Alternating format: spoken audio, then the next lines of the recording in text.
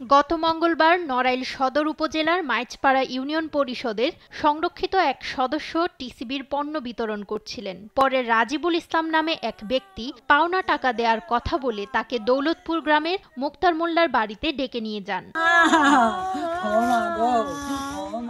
সন্ধ্যার পরে তাকে ঘরের মধ্যে আটকে রেখে দুর্বৃত্তরা ধর্ষণ করে বলে অভিযোগ ওঠে। ওই রাতে অসুস্থ হয়ে পড়লে পরদিন তাকে যশোর হাসপাতালে ভর্তি করা হয়। সেখানে চিকিৎসাধীন অবস্থায় শুক্রবার তার মৃত্যু হয়। আমার মার কাছে ফোন দিতে আমার মা ফোন ধরতে না। আমার বাবা গেছে আগতি আইসে রাত্রি আইসে অল্প করে ভাত খেয়ে আমার মা শুয়ে পড়েছে। 11টার থেকে 12টার দিক আমার মা বমি করতেছে। আমি কাছে মা ওটা না তোরা ঘুম পড়ে গে, আমার কিছু হয়নি। আমার মা যত বমি করতেছেন তা নয়, আমার মা ক্লান্ত হয়ে যাচ্ছে। ওই করতে করতে আমার মার কথা বলতে পারতেছে না। পরে আমার মারে নিয়ে গেছি ডাক্তারের কাছে।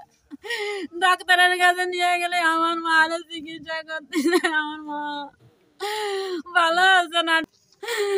তারপরে আমার মা সদর হাসপাতালে আমার মা চলে গেল। আমার মারে আর ফিরে পাবো না।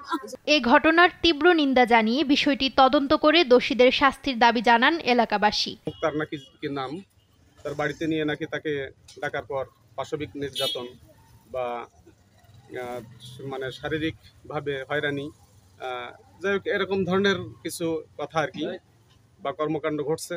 এই অপরাধ প্রত্যাশিত যে ঘটনা সেটা আমরা কোনো অবস্থাতে মেনে নিতে পারি না।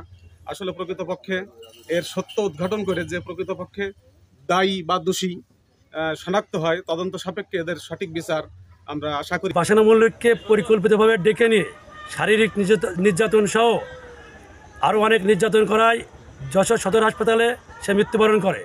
আমরা পরিষদ তথা মাইজপাড়া ইউনিয়নবাসী এই দোষীদের দৃষ্টান্তমূলক শাস্তির কামনা করি। সচেতন নাগরিক হিসেবে এই কাজের সাথে যারা জড়িত তাদের দৃষ্টান্তমূলক শাস্তি চাই। ইউপি সদস্যের মৃত্যুর বিষয়টি অবগত জানিয়ে নড়াইল সদর থানার ওসি জানান, তদন্ত করে দায়ীদের বিরুদ্ধে ব্যবস্থা নেওয়া হবে। বিষয়টি সত্যতা যাচাইয়ের জন্য এবং আইনানুগ ব্যবস্থা গ্রহণের জন্য আমি ঊর্ধ্বতন অফিসারকে অবহিত করে এই ঘটনাস্থলে আসছি। এই বিষয়টি অনুসন্ধান করতেছি। অনুসন্ধান পরবর্তীতে সঠিকভাবে এবং আইনগত ব্যবস্থা গ্রহণ করা হবে। দিন দুপুরে ইউপি সদস্যের সঙ্গে এমন অমানবিকতায় জড়িতদের দ্রুত গ্রেপ্তার দেখতে চান এলাকাবাসী। নিউজ ডেস্ক, দেশ টিভি।